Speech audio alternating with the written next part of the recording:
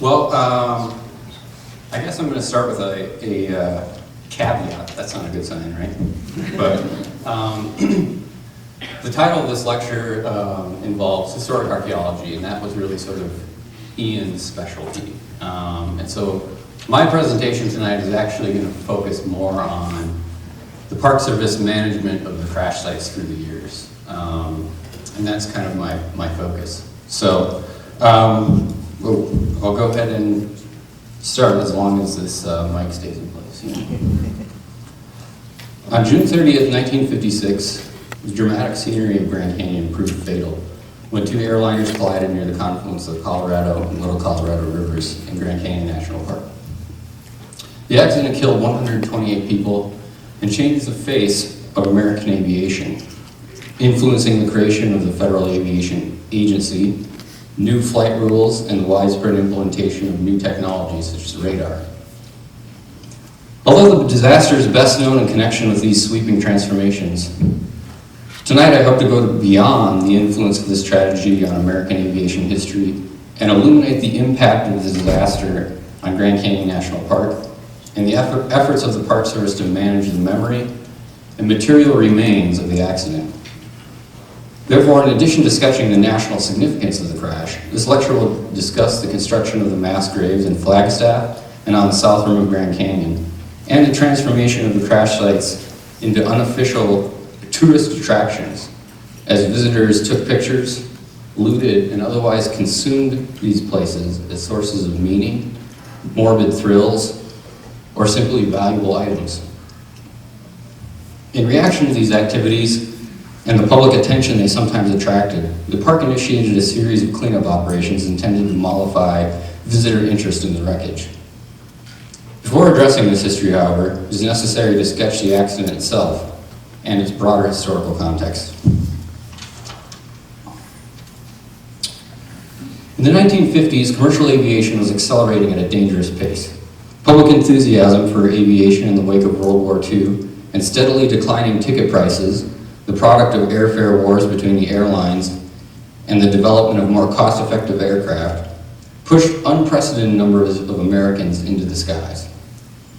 However, the exponential rise in commercial traffic and the speed of new four-engine aircraft like the Lockheed Super Constellation and DC-7 quickly rendered the existing system of air traffic control and regulation obsolete.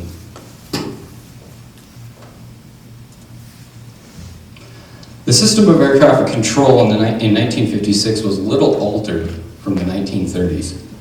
Although radar monitored traffic around large metropolitan areas, vast sections of the country relied on control systems such as the one pictured here. Controllers used flight information strips arranged in vertical rows designating altitude to track flights. So you kind of see this on your left, I guess. Where the guy's sitting, you can see these vertical rows of flight information strips, and that would contain, the flight number, sort of basic information of where these aircraft were headed. In an era of 300-mile-per-hour aircraft, controllers had no way to track flights in real time, and were dependent on pilots to report their position at designated waypoints. Another indication of the widening gap between actual commercial operations and effective air traffic control was the fact that the airlines, such as United and TWA and Pan Am, were already taking orders for the first generation of commercial jets in 1956. Without a massive effort to reform the air traffic control system, the prospect of 600-mile-per-hour jets being tracked across the country by paper strips was a real possibility. A mere 2 years separated the disaster from the first commercial jet service in the United States. By 1956, most aviation experts and airline executives were aware of the unfolding crisis, but few outside their small circle grasped the magnitude of the situation. During the Eisenhower administration, appropriations for airways improvements such as radar were slashed, even as the volume of air traffic was increasing dramatically. On the eve of the disaster, the airlines and the industry as a whole had been extraordinarily lucky. Reports of near mid-air collisions were frequent. When the feared disaster finally occurred, it happened not as thought over the congested skies of a city, but in the vast expanses of northern Arizona. The first plane involved in the accident was TWA Flight 2, a Lockheed Super Constellation carrying 64 passengers and 6 crew. This is one of a new generation of aircraft that was, again, more cost-effective than previous airframes and allowed ticket prices to decrease. Had a cruising speed much higher than previous generation of planes.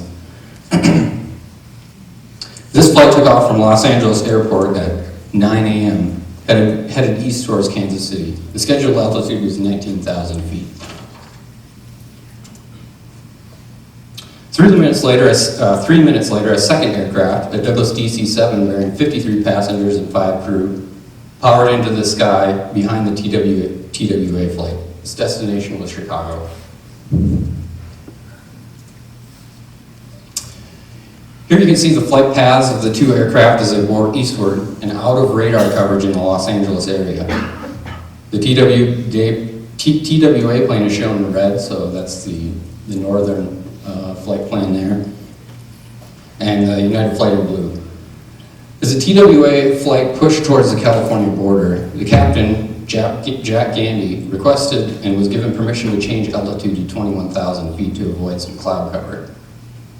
This was a routine procedure at the time and was approved with the understanding that Captain Gandy was now operating under visual flight rules and the absolute concept of see and be seen. Gandy was expected to see and avoid other aircraft in the area. The United plane was never notified of the altitude change, and neither Gandy nor ground controllers were obligated to do so under existing flight regulations. So the United aircraft had no idea that the TWA plane had switched altitudes. As was common practice at the time, both aircraft deviated from their scheduled routes to give their passengers a better view of the canyon. The 2 planes were now at the same altitude in the same general area. The DC-7, which was the faster aircraft, had by this point caught up to the Constellation. Again, they left about 3-4 minutes apart, both headed eastward. As the 2 planes converged on Grand Canyon, large thunderheads were rolling across the canyon. The pilots were probably weaving through the clouds, chasing a good view when the DC-7 materialized behind the TWA plane and sheared off its distinctive triple tail with its left wing. And this picture is basically a recreation from the wreckage they recovered during the federal investigation of what they think happened. The exact details of how this all went down will probably never be known, but this is about as close as we can get to what probably happened. The Constellation immediately, obviously missing its tail, began an uncontrolled dive to the canyon floor. The sudden depressurization of the cabin spewed luggage, coats, and other light items over a wide area. The aircraft then exploded on the northeast slope of Temple Butte, its fuel igniting upon impact. So Temple Butte is down here in the corner. Hopefully you can see that, you should be able to. The United plane, missing 20 feet of its left wing, began a slow descent, disappearing below the rim. The crew had enough time to transmit one last desperate message. Salt Lake, United 718, we're going in. Seconds later, the plane collided with a narrow, finger-like ridge of Chouar Butte and burst into flames.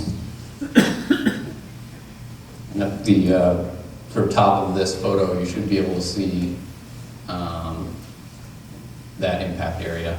It's the small yellow circle there. So it's almost directly across from the confluence of the Colorado and Little Colorado River.